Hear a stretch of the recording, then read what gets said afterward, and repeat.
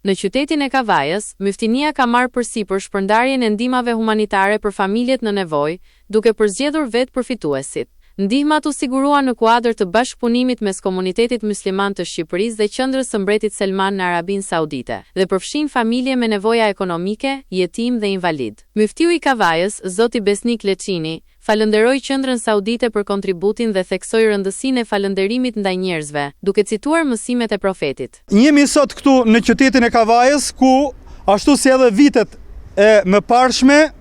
në kuadër të bashkëpunimit ndërmjet Komunitetit Musliman të Shqipërisë dhe Qendrës së Mbretit Selman për bamirësi dhe ndihma humanitare në Mbretërinë e Arabisë Saudite, shpërndajmë ndihma për familjet në nevojë, ku përfshihen kategoritë ndryshme, siç janë invalid, jetimët dhe familjarë të tjerë të cilët kanë nevojë për mbështetje ekonomike. Nuk dua që të zgjatemi, por në mbështetjet asaj që thot profeti alayhis salam se nuk e falenderojnë Allahun xhelle xhanu ai që nuk falenderon njerëzit, do të falenderoja përzemërsisht pikërisht Qendrën e Mbretit Selman për kontributin e tyre